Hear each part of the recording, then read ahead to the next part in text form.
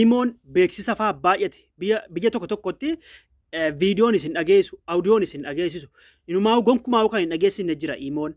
beeksisa inni dhageessu immoo beeksisa baay'ate aazaanu godhaa jira miti har'a immoo aappii bareedduu tokko isiniif fide wallaahi an ittiin haasa'an oole viidiyoo audiyoo gara feetaniin kotta viidiyoo har'a bakka hundattiin isiniif gadhiisa kanaafuu obboleewwan keessan hundaaf sheer godhaa wanna kana buufadhaa itti fayyadama bu'aasaa ilaala yalla kana maqaan isaa qallaaliidha pilaastoora jedhaftanitti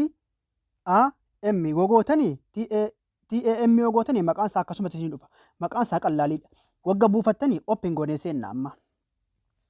sana booda bakka inni lakkoofsa isin gaafatutti bakka mallattoo jawaalaa kan akka argurtanii amma lakkoofsatti guuttadheen dhufaan eegaa akkuma agartan lakkoofsa waan mul'isuu hin feeneef TikTok irratti lakkoofsatti guuttadheen jiraan kana booda kontiiniyoon godha yes koodii amma naa dhufutti nan eeggadha amma koodii eegaa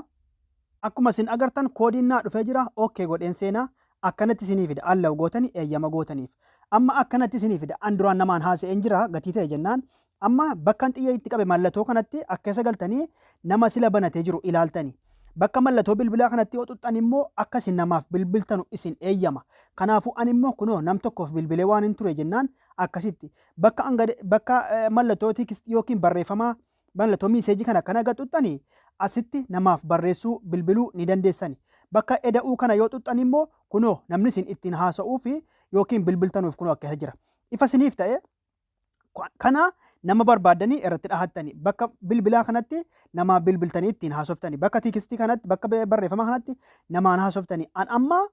mee amma nam tokkoon haasa'ee siif kan jedhu kana keessatti galeesseen dhayaa na eegaa mee obsaan akkanatti namaan haasoftanii namaaf bilbiluudhaaf immoo isin agarsiisa qoyaa namaaf bilbiluudhaaf bakkuma bilbilaa kana yoo dhooftan bakka viidiyoo koolii kana yoo akkanatti rukuttanii alloo gootanii kunoo viidiyoodhaan yoo feetan kameeraa gara feetan isin agarsiisa alloon godha amma ani mee nama sanatti bilbila amma viidiyoodhaan akkuma argaa jirtanuu ni waamaara jechuudha akkuma argaa jirtanuu waamaara namni sun narraa kaasuu hin dandeenye kanaafuu nam kanaan haasa'aan ture sila'an kanaafuu bakka bilbilaa akka isin rakkifne erga keessa seentanii bakka mallattoo bilbilaa kanatti yoo dhuftan qaxxixaa haasoftaniini yoo feetan telegiraama kiyya jalaa buufattanii yoo feetan pilaastoora keessa buufattanii galatoomaa tiktook kun haaraadhaaf folloo godhaa kanneen barumsa biraa feetan yuutuub chaanaala keenya piroofaayilii gadxuqaadhaa galatoomaa ulfaadhaa hiriyoota keessaniif sheer godhaa.